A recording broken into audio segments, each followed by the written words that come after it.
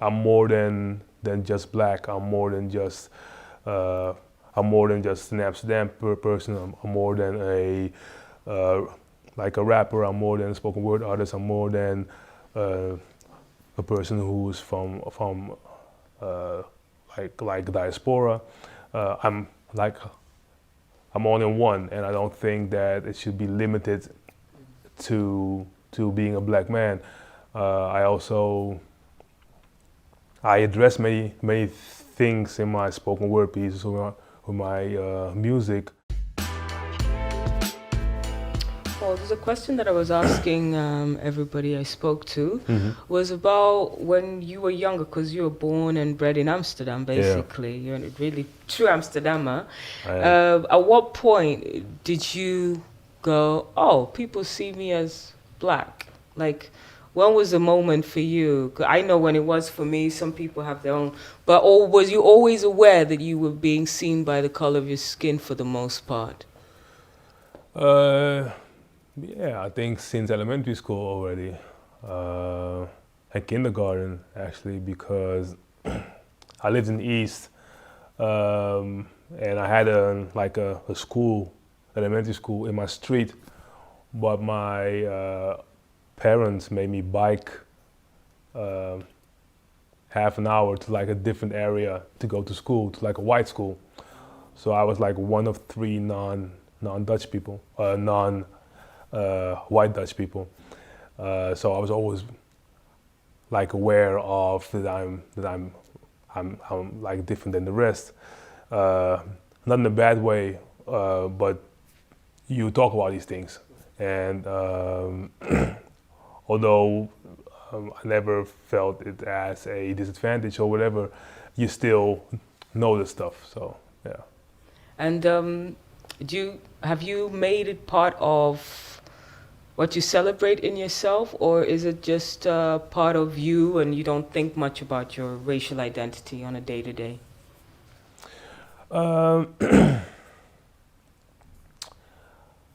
I'm very well aware of it, um, especially well when you encounter new people and are put into different environments. But um, how can I say this correctly? I'm aware of it, but I force people to look past it. And if they can't, it's their problem. But I don't want to make it a focus point because I'm more than just black. Uh, I'm more than just an Amsterdam person. I'm more than uh, like a rapper. I'm more than a spoken word artist. I'm more than uh, a person who's from uh, like diaspora. Uh, I'm like I'm all in one, and I don't think that it should be limited to being a black man. I also I address many things in my spoken word pieces or my music, but it's never a focus point. It's if you read between the lines, you would get what I say, but it's not. It's never the main thing or the main theme of it, because well, I think the way that I was raised, that where I lived was was quite a mixed area. My school was quite a white, but I think I was lucky also because where they lived was also quite mixed. So it was never a weird thing to be different at that age. And by the time that my little brother went to the school, you saw already that it was more mixed in the lower years. So yeah, like it's uh, it's a part of me, a big part of me, uh, but it is a part of me, another part of another person. And if people can relate to me on the human level, then I know exactly that, well, either I don't want to be involved with a person, and if I have to, it's going to be on a strictly, like, strictly on my terms, and I don't want to make that the focus point of people interacting with me. Although I love being black. Okay. 80s, 90s, there was a real resurgence in art and this kind of really embracing the identity. Do you feel that that is happening, that there's a strong identity and pride in having, being Dutch but having a dual heritage, for example, being Dutch but maybe from Ghana or Caribbean? Or how do you see that yourself in what you do? I think on a nationwide level, that's always has been the case, that people embrace wherever they are, like they are from. There are many events on a weekly basis. You can go anywhere you want, and there will be African parties, Nigerian, Ghanaian parties, Suriname, or whatever, even Brazilian parties. I think that's never been a weird thing here. It's accepted. It should be accepted. I think there's space for anything, and if you look even to like towards things as restaurants and food, you see all the Asian flags and stuff, the Suriname flags.